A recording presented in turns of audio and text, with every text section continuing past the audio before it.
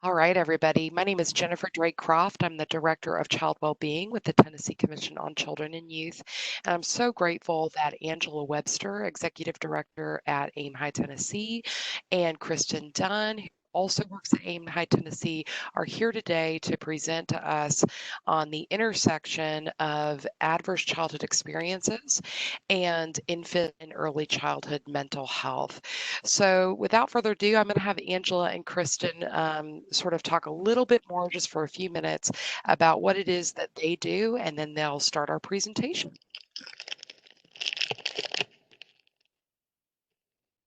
Angela, do you want to start? Jen. We very much appreciate the opportunity to be with you today, Jen, and thank you for the invitation. As Jen said, I serve with great pleasure as the Executive Director of the Association of Infant Mental Health in Tennessee, otherwise known as. And my colleague on the line with me is our esteemed Director of Professional Development. So I'm going to start us off and talk a little bit about what is infant and early childhood mental health, and then hand off to Kristen. And Kristen, maybe at that time you can you and any background you'd want to share, or save that. Either way, I'm good. I can share it when I take over, so we can get started. Okay. All right. So, infant and early childhood, you'll see on the screen. We like to talk about reaching for the stars. We think that the sky is the limit for our little ones in Tennessee's and their families and those that support them. So we to always have the wonderful quote from Margaret Mead in the presentation. Never doubt that a small group of thoughtful citizens can change the world. Indeed, it is the only thing that ever has. And kind of our foundational story in Tennessee, a group of people came together 10 years ago and decided that we needed to examine what we were doing for families and communities with children between the ages of birth and 3, which ultimately expanded to between birth and neonatal through the 6th birthday, because there are many things happening. Good idea or a good snapshot of what that was. So had a group of people come together and high. So we always like to talk about it and give a nod to our history. So in looking at what is infant and early childhood mental health, infant and early childhood mental health is obviously a caregiver in the lovely relational image. Those that are looking at a screen, there's this sweet little baby looking intently into a mama or a female caregiver's eyes, and that's the beginning and foundation of infant and early childhood mental health. But it's many things, and we've got a word cloud with lots and lots and lots of words: advocacy, attachment, theory, emotional, primary, toddler, optimal. All the words apply to the work of infant and early childhood mental health, not the least of which is parent-child relationship. So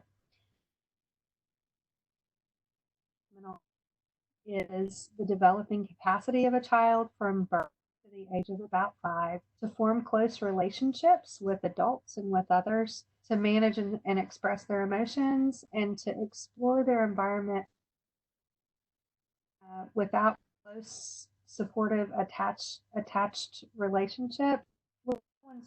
The ability and the trust and the confidence needed to go out into their world and explore. So also sometimes referred to as social and emotional health. So in this Building Strong Brains wonderful program that has evolved over the last several years, we're all familiar with what social and emotional health is, and the impact on children.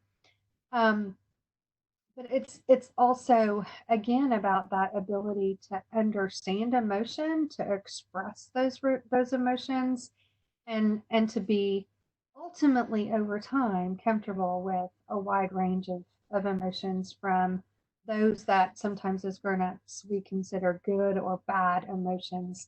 They're really none of our emotions are bad, clearly, but those that are harder and those that are easier, um, for adults to help little ones manage. So from fear and anger and all things to joy and happiness and curiosity. So all of those things, when you look at it from an infant neurology lens, all of these supports and all of these developing capacities have the context of the child's family, their community, and their culture. And our goal in Tennessee is to support the workforce of professionals that are working along that spectrum of promotion into prevention and ultimately treatment. That's the continuum of services over which infant and early childhood mental health falls.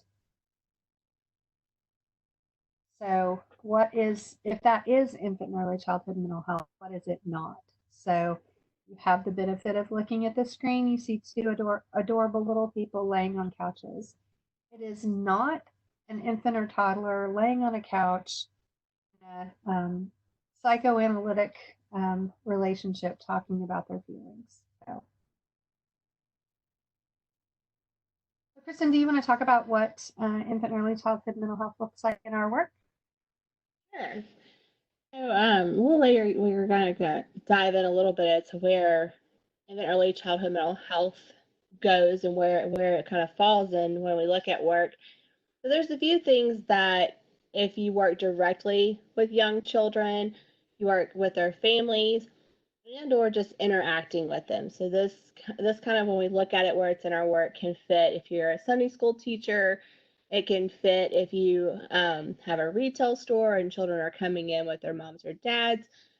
So really just what that looks like when we hold an infant and toddler in mind and hold their mental health in mind.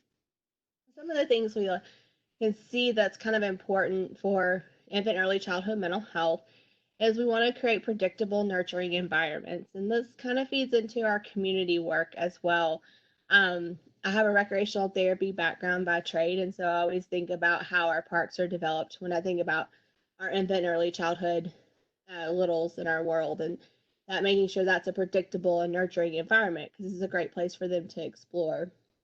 If you are working with early childhood, you know that talking, reading, and singing together every day makes a difference in their mental health. It creates that relationship, supports that relationship, and also we know that also helps with literacy and brain development.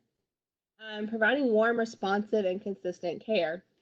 Many of you guys on this today know building strong brains very well. We know that that helps with brain development, helps mitigate ACEs, helps build resiliency. And so that's important as we talk about and think about interacting with our infants and toddlers. Being an emotional role model. Our little ones are always watching us. They're always very aware of what we're doing. And we model how to handle emotions for them constantly, even when we realize we're not. Um, and so it's important for us to keep that in mind when our littles are around, to give them that foundation of when I'm stressed, well, how do I manage that? When I'm upset, what can I do? When I'm overly excited, how do I let this energy out? So set predictable daily routines. This is important for kids to kind of feel that secureness in their world. Tuning into how each child responds to the environment is important because their emotions in that environment are very real. And so we want to be able to acknowledge that maybe that made them very excited, or maybe that made them very nervous, so that they can recognize that this is a true emotion that I'm having, and what coping skill can I pull from, or how can I work through this in that particular environment. Using daily activities to help children develop social skills. When we talk to families and even childcare providers, like even to the point of changing the child's clothes, like acknowledging those daily activities of, you know what, we're going to change our clothes because they're dirty. Let's put on some clean clothes so we smell fresh and clean. I know this can be cold when this happens, so let's get ready for the cold air. Here it comes. Kind of helps develop those social skills, those communication skills, those awarenesses of their environment when things change. Offer children choices throughout the day. Our infants and toddlers don't have a lot of control in their life. Oftentimes, they're told what they're going to wear. They are told where they're going to go. They're going to tell where they're sleep, what they're going to eat. And so by giving them choices, it really helps build their confidence, builds their understanding of consequences of choices, both good and bad. And so giving them those choices, even when they're infants, saying, what do you think? Think we should wear the blue onesie today, or should we wear the polka dot onesie today? And even though you may still make that choice for them, that's still presenting choices. So that, again, that lays that foundation for confidence and ability to know that they can make those choices. Let's see here. Try to change the slide. Is it stuck? There it goes. Okay. Some other things of what infant and early childhood mental health looks like in our work is teaching children how to share and take turns through daily routines. And I think this is something we've all done for many, many years in interacting with kids. But this teaches those social skills. This teaches those times of learning patience to wait in line, learning how to work on a team, how to problem solve. Also, in certain circumstances, how to kind of stand up for yourself. If a child just got a toy, you're teaching them how to share, another child comes up wanting to play with it, giving that child enough time to play with that toy before kind of showing them or teaching them or pushing them to share also is important when we talk about sharing and taking turns. Encouraging early friendships. We know this is important for healthy mental health throughout our life, to have those positive relationships. And so as kids are developing at a young age, talking about friendships and what that looks like and what is a good friend, what is a positive relationship is important as we interact with our kids. Talking about emotions. I think this is important because I think we forget sometimes to identify these with our littles. But talking about your own feelings and emotions. I think about when maybe we have a child in the back seat when we're driving and we're in traffic. Put words to those feelings. Say, this is making me frustrated. I don't understand why this is happening. Helps them also put words with their feelings. And what we know is when words go with their feelings, you can decrease the amount of tantrums, you can decrease the amount of stress because they'll have the words to be able to share that with their safe person. Help children describe their own feelings. Again, I kind of go back to changing a diaper. It not be the most comfortable thing in the world. So validating that for them. Oh, I know that air is cold. I can't feel good. Hang on just a second. We'll get it taken care of. Teaching ways to manage emotions. So, as you are comforting a toddler or a child when they're emotionally upset, showing like we're going to take deep breaths together. Let's pretend to blow bubbles to kind of teach them that deep breath, and that kind of filtrates in there. Helping children use words to describe feelings, acknowledge difficult feelings, and give children strategies to respond to them. They're feeling these heavy emotions for the first time in a lot of circumstances. And so they don't have the tools just yet to know, maybe I need to just take a break from this friend because they're frustrating me. So giving them those strategies, teaching them those strategies are important in these early ages of life. Offer comfort and reassurance. Provide warm, consistent, and responsive care. Make sure your expectations are developmentally appropriate. And I always think about maybe a boss we've had in our life where they set unreasonable expectations, how frustrating and uncomfortable that can be. That's kind of what happens when we set very high, inappropriate developmental expectations for our kids. If they're not there yet, they're going to get frustrated and they're going to have those strong emotions.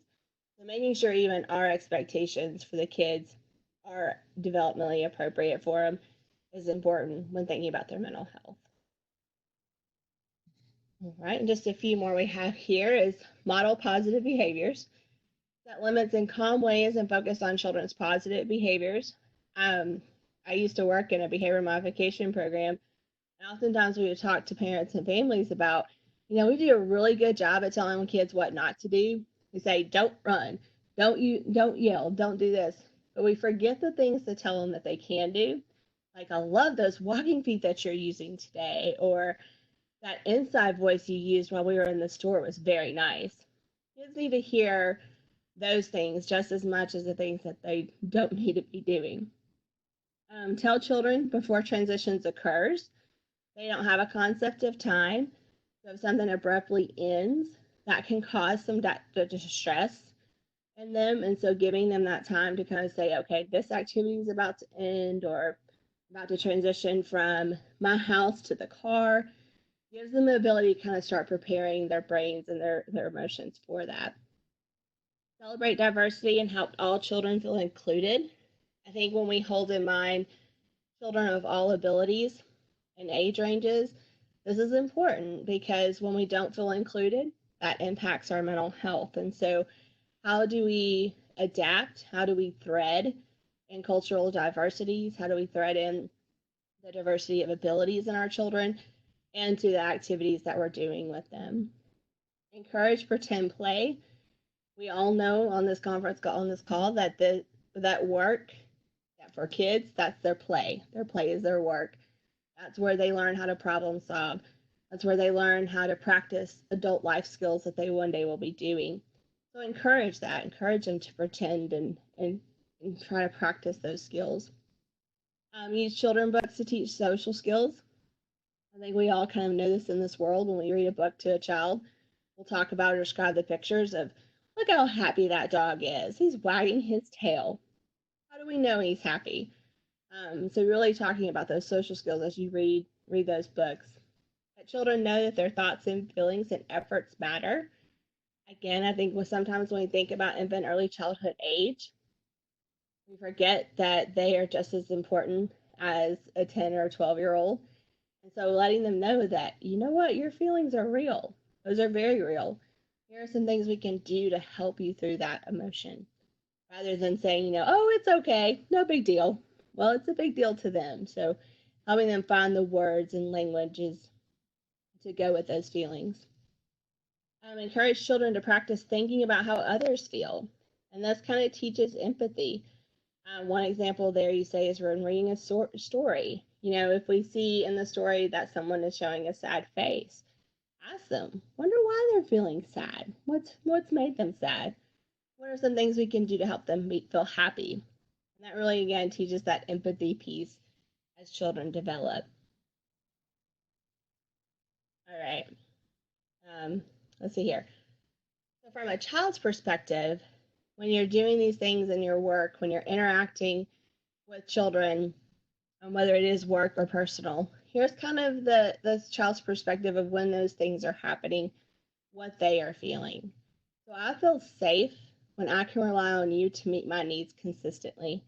And when you greet me with a warm, loving smile every day, that creates that safety for them. I feel heard when you look me in the eyes, tune into my thoughts and feelings, or notice the things I'm looking at or pointing to in the world. And that's important for us to feel heard, makes us feel valued. I feel secure when I know what to expect in the day, and when we cuddle up to talk, read, and sing together. Again, that routine, that's very important for kids. I feel happy when we play games and do fun activities, laugh and act silly together, and share fun stories. We all know that that sense of joy really feeds our nutrition for our mental health. I feel calm when I'm in a warm, nurturing environment and cuddled when I need to be comforted. And again, they are still learning that self-regulation. They're still learning that calmness. And so that's important that we give them that nurturing environment to be able to work through that. And I feel loved when you take care of my needs, hug me often, use gentle words, and show care and patience. And again, going back to nurturing our mental health, feeling loved is a very important piece of that. All right, I'm going to hand it off to Angela to talk about how we do it.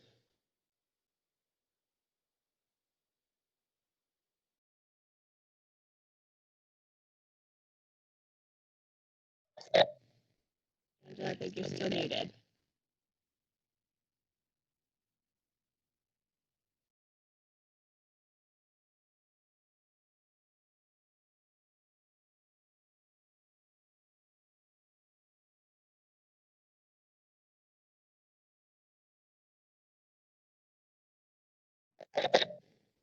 Angela, can you unmute yourself?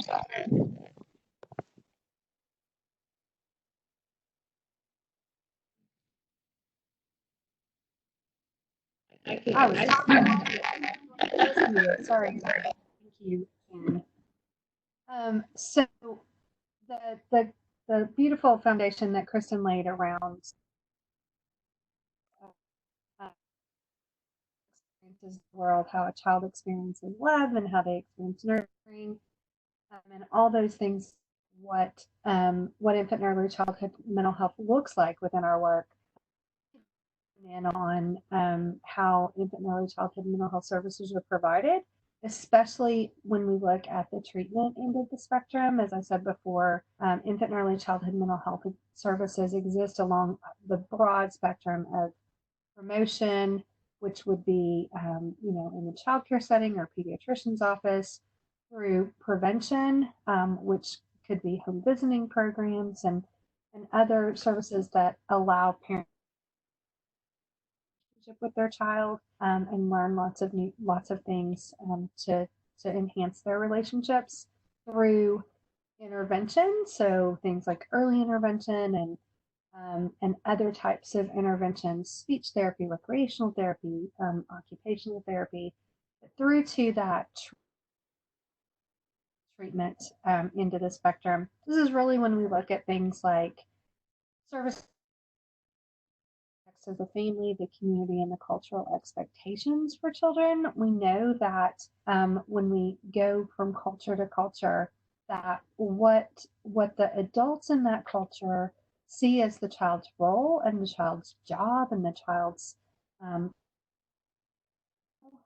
responses and ways of being, those can be very different from group to group, from community to community, and from culture to culture.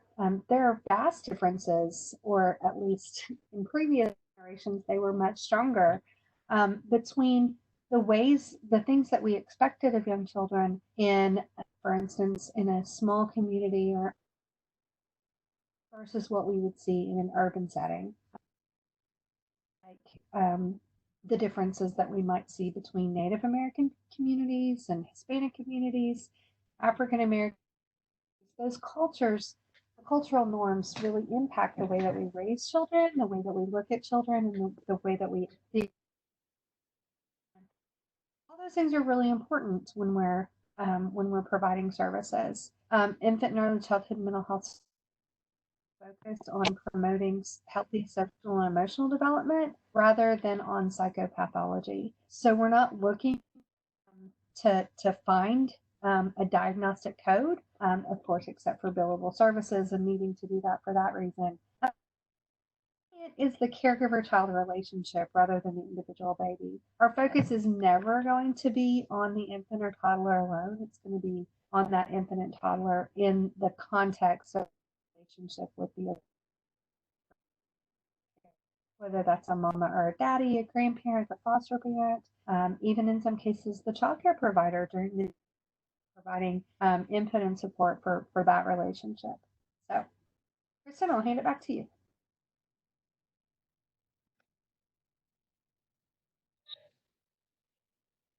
Because we know you guys are building Strong Brains cohort with us, to make the connections to infant and early childhood mental health and adverse childhood experiences.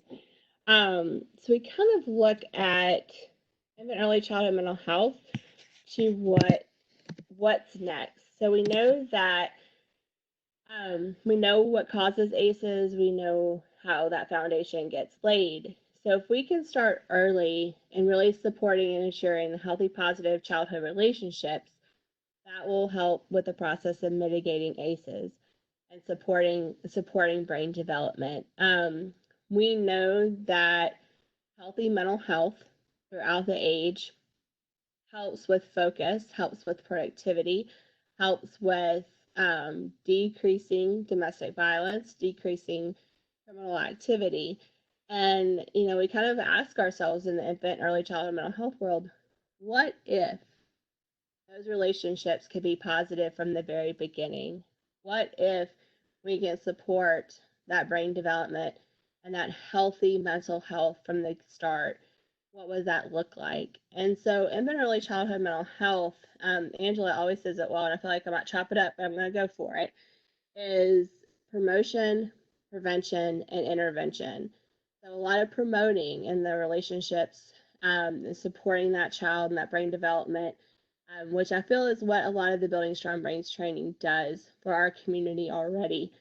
And then the prevention, like she said, is that home visiting, early childhood world, and early intervention as well into that. But the intervention piece, we also are supporting the family and helping them work through their foundation of ACEs that they might have, the things that they're doing already that may be counterproductive to that child's brain development, and how do they work through that to better support and kind of break that cycle with that family. And that's kind of what infant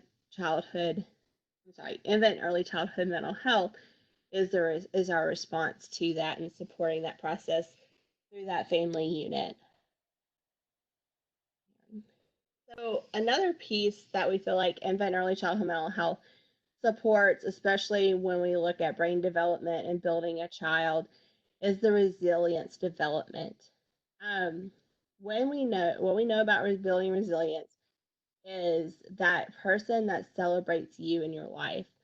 Mr. Rogers does a really good job at talking about, in one of his speeches, of thinking about the person who made the difference in your life. Who was that person? And for many, there's multiple people in our lives that have made that difference, that has laid that foundation for us. And for children, it's the same. It can be a parent, a grandparent, an aunt, uncle. It can be a coach. It can be a teacher. It can be the next door neighbor.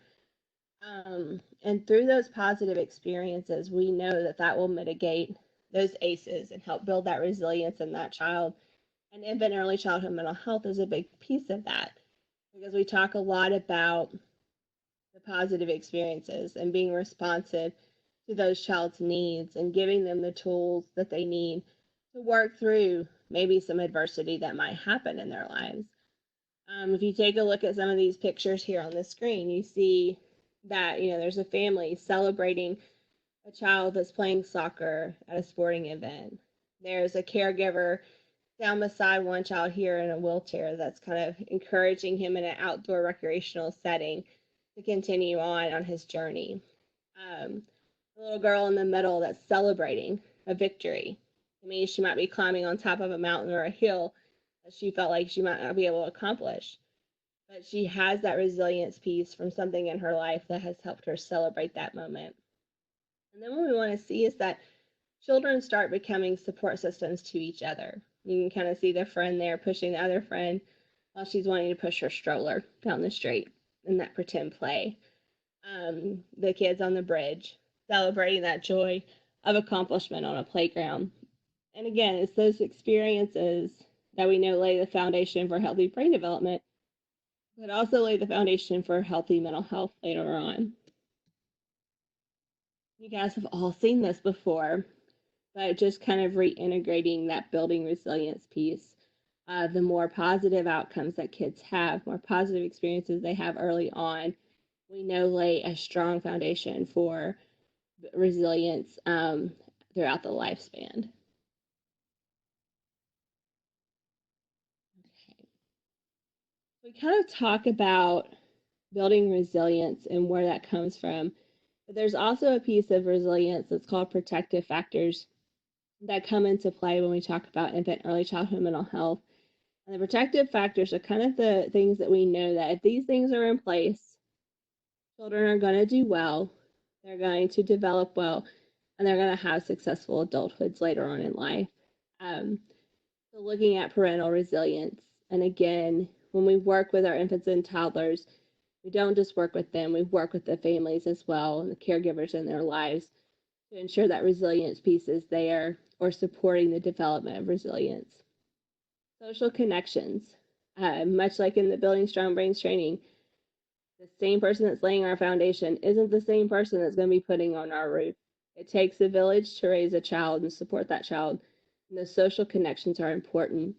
They're important for the caregiver just as much as the child, because raising kids aren't easy, right? And so they need their own social supports as well. Those consistent, concrete supports in their lives provides that foundation for consistency, that knowing that that one person will be there no matter what, that I can lean on when stuff gets hard, that I can call on when I want to celebrate. And that's, again, important for both child and caregiver so that they can focus on that relationship with each other. Knowledge of parenting and child development. Again, parenting is not an easy task, and I think it's something that develops over time. We parent like we've been parenting, and so it may have not been as productive. That development of that parenting piece, learning new skills, learning new development, new things to support that child. And so holding that knowledge of what parenting development is just as much as the child development piece. And then social emotional competence of children. We know that if we can build that early on, that's a big protective factor for their success as adults later on in life. Okay. Here's what we want to think about when we think about infant and early childhood mental health is that the caregiver-child relationship consists of a combination of behaviors, feelings, and expectations that are unique to the particular caregiver and child. So this journey of infant early childhood mental health, of establishing that healthy mental health development early on, is very unique to the child and caregiver relationship. And so we always want to keep that in mind when we're interacting with our children and interacting with our families. Okay. Angela, do you want to talk about where you can find infant early childhood mental health in Tennessee? I do. So, infant and early childhood mental health, especially when we first hear the terms, it sounds like you're really talking about supporting families in a clinical environment. But if you look at this list of places, these are just a few of the that we tossed out. Places that you'll find infant and early childhood mental health programs and service support happening in communities and in children's lives. So churches or faith communities, lots of faith communities have programs for young children, including Mother's and Father's Day, Parents' Days Out, preschools, childcare facilities, and some classes, all kinds of things. In Tennessee, we have to see those only continue to expand and expand over time. Head Start and Early Head Start, early intervention, foster care, pediatrics. The courts provide supports, and we're learning in Tennessee that there are more effective and ways to support our families with very young children for better outcomes. So those are the Safe Babies courts. All kinds of community organizations, community mental health organizations. We support for infant and early childhood mental health when we think about advocacy and changing policy and changing systems, changing laws, all of those things that help us to better support and provide for our children. So not only do we think about the medical community, the early care and early education communities, and all the way through to clinical interventions, but everybody along that spectrum of promotion, prevention, intervention, and treatment. So, and I wonder, there's lots of people, and on the webinar, I wonder you might fit along that spectrum. Back to you. Well, Chris is it with me for infant mental health endorsement. Go for it, Angela. I'll chime in. Okay. If I'm still coming through clearly, I'm hearing a little bit of noise, so I'm hoping that it's not on my end. Can you confirm that you can still hear clearly since it's recorded? Yeah, I think it's when Kristen and you are both unmuted. Okay, perfect. Thank you. So infant mental health endorsement, or the long name, endorsement for culturally sensitive relationship with infant mental health, is an internationally recognized credential that is offered for the infant and toddler fields. The agency in Tennessee that holds the license. Each state only has one entity that's able to offer infant mental health endorsement, and that in Tennessee is AIM High. This credential is a framework of 8 core competency areas that that those that are working in the field, the professionals in the infant toddler field, the state of Tennessee, and that promotion, prevention, treatment spectrum are to take a peek at their experiences, their education, their background, all the things that they know in order to provide effective, competent support for infants and toddlers and their families. By looking at that framework of competencies of theoretical foundation, law, regulation, and agency policy, your systems expertise, so directly providing services for infants and families. The competencies include others communicating, well, words, which are, and then thinking and reflecting. So, mental health endorsement is available. There's lots of information on AIM High's website. If you're interested in and haven't yet heard a lot about or would like to hear more about, we would be happy to continue the conversation about endorsement. But really, the big thing that we like to talk about mental health endorsement in Tennessee is the framework that's providing for us to talk about infant and early childhood mental health, and the fact, as with other credentials, is the evidence of the good work that we're doing in Tennessee and the evidence of the individuals that are to infants, toddlers, and their families. Currently, this particular endorsement is available for those working in the birth to 3, the prenatal to age 3 range. Other endorsement that is available for professionals working with children 3 to 6 and their families that be listening and watching. We'll be talking about that in the coming year or so. And that we do not yet have that. Do you want to say that the infant mental health endorsement, again, and I had said early that it is an internationally recognized. It exists in 30 states in the U.S. as well as Ireland and Australia, and it is a portable credential. So if you gain your endorsement in Tennessee and say you move to Pennsylvania, you're an endorsing state, you're able to carry that right along with you. There's lots of good reasons to hear more about the endorsement. We believe the endorsement is going to be a vehicle for us to both spread awareness and this field of infant and early childhood mental health in the infant, toddler, and family field. So please be in contact with us. Be in touch if you have questions or if you'd like to hear more and you're new to the world, this word.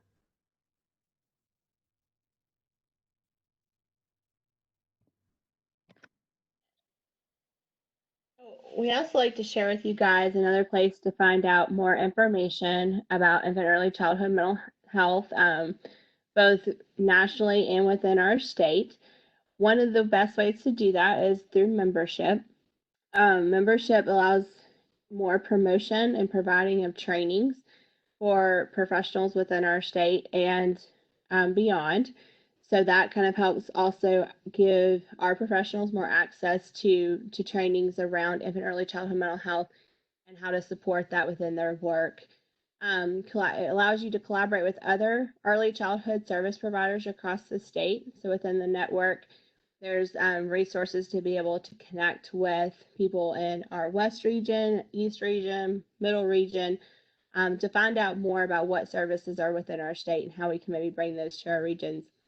Membership also allows for advocating for the needs of young children and families as a platform where people can share their voices of why this is important. Why do we need to be thinking about our infants and early childhood littles in our state and why it's important.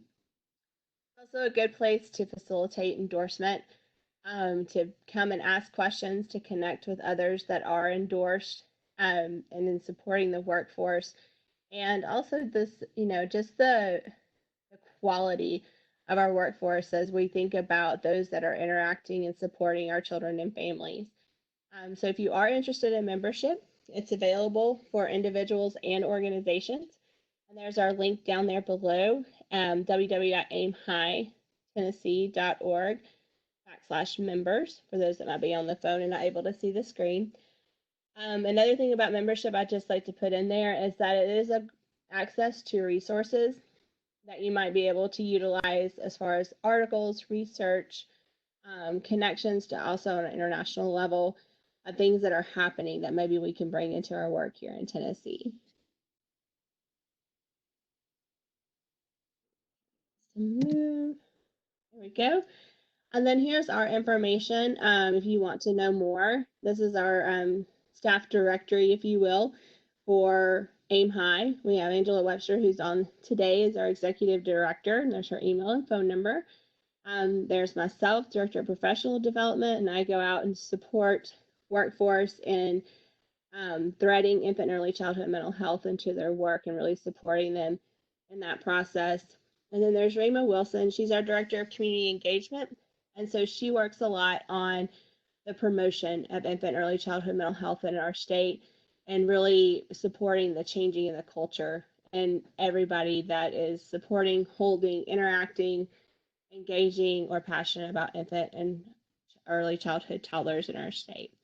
If you have any questions, we're happy to answer them. And again, just reach out to us if there's anything we can do to support you guys in the work that you're doing. Thanks for having us today. We really are happy to be able to connect with you guys.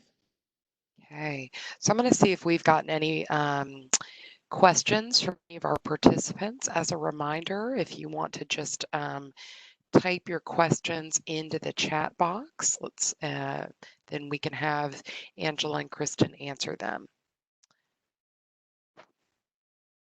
So while we are, I'm going to quickly chat your questions here. While people are thinking about the questions they may have, one thing I'll say is I'm such a powerful advocate for infant and early childhood mental health and the work that Aim High Tennessee does, because it is one of the most effective ways that we build strong foundations for lifelong health and prevent adverse childhood experiences. And so I'm always trying to help people understand the connection between these two things and really help people understand that they are so interrelated. Let's see here. I'm trying to see if there's any more questions. Nobody's chatting any.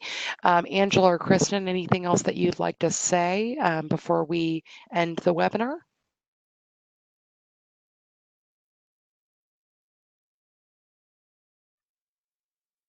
That we appreciate the Tennessee Commission on Children and Youth and how you guys support our littles in the state. And again, thanks for having us. And I've joined in on these webinars in different capacities, and we really appreciate the resource of this as well to help support our workforce. So thank you, Jen. Oh, absolutely. And this recording will be uploaded to our YouTube page, so you can share it with anybody who you think might be interested.